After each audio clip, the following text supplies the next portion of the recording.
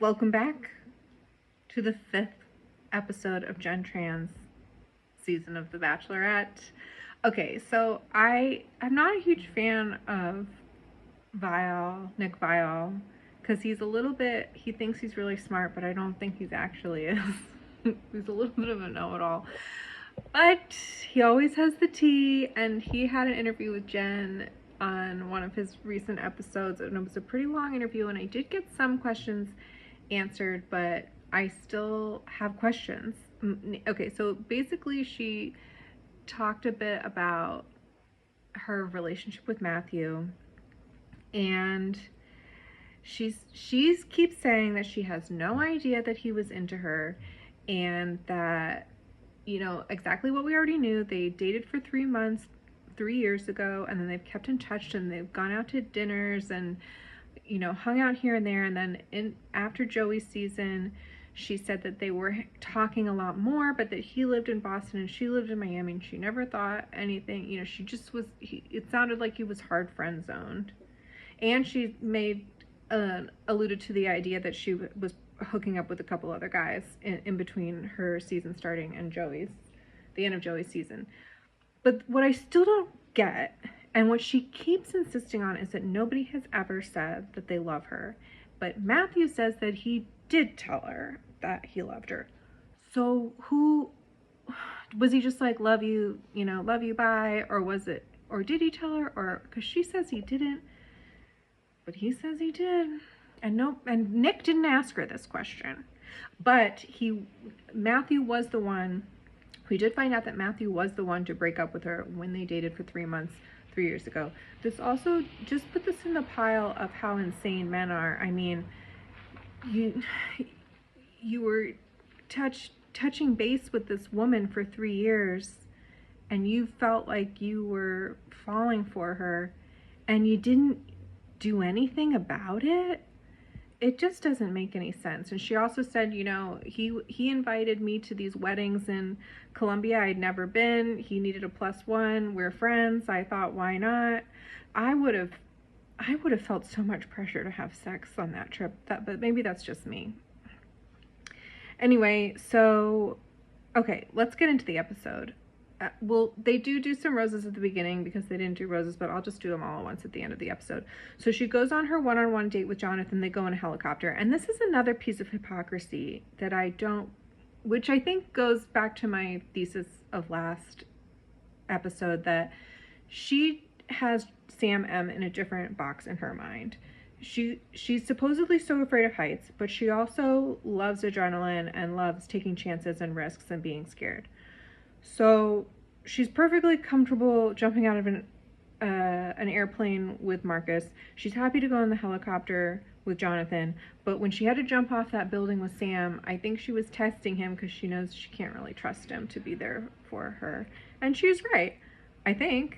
I don't think, from some of the snippets of the preview, I don't think he makes it to hometowns. It looks like she breaks up with him in a hotel room.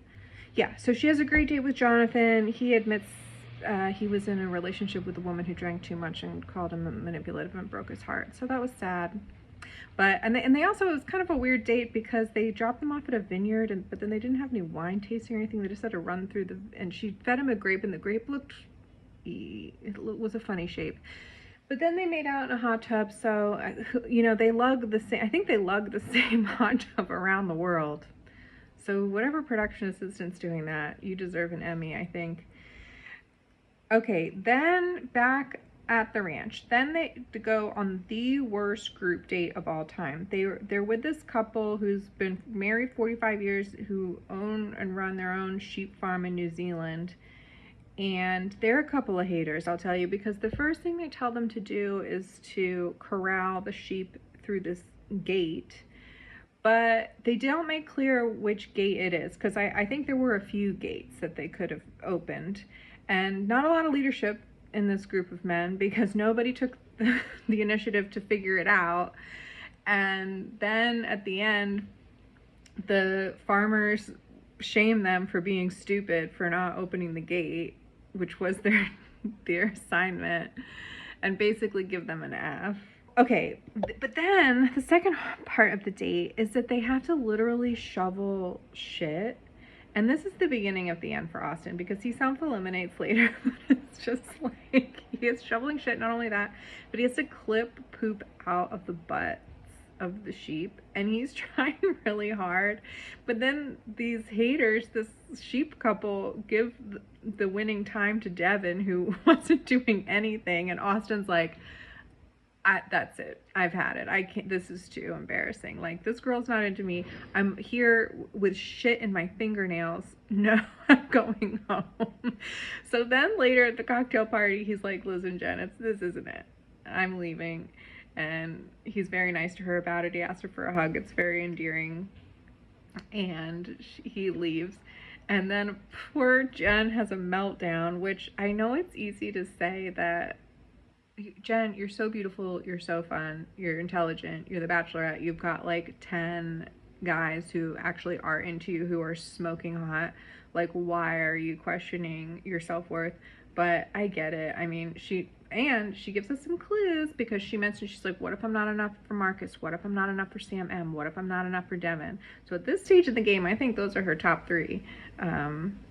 Anyway, so, and then they all kind of take turns comforting her, and it actually, I loved it because all the men kind of, they were on the same team. They were like, oh, we actually all care about you, and if you don't end up with me, one of these other guys is 100% in love with you. Like, you're good, girl. Like, you're gonna be good. Like, they all kind of were for the greater good of Jen's happiness. And actually Sam M was very nice to her too. He for the first time, I think, actually was, in my eyes, was really sweet to her, and I appreciated seeing that. I also want to say a little bit about Sam M is that I know in the press his family have been defending him because he's got kind of this crappy edit, and it's not that he wasn't being a jerk and wasn't saying those things, but I think what is the truth that's not being shown is that he's not the only one being this combative, because in the previews, Spencer's yelling at Sam N, telling him he's a boy. He's yelling hot. And then also when Matthew came in and Sam's, kind of like sent him away, shaming him. In the preview, Grant also was like, you're from the past. I think you need to stay in the past. Like, I think other men were also at 11 for these things, but they only show Sam M. So I do kind of feel a little bit bad for him that he gets singled out. Then it's Grant's date, and this is, I think, one of the best dates, I think, of the season. So they go horseback riding in this like beautiful deserted beach with the surf coming up, and they're on these horses, and it's just gorgeous. And then they kind of sit and hang out and make out, and Grant is just so hot. And then they have their evening portion. And remember, Grant is self-made and is like super wealthy. He's like a day trader. Like, I think he has like a crazy car, like a Lamborghini or something.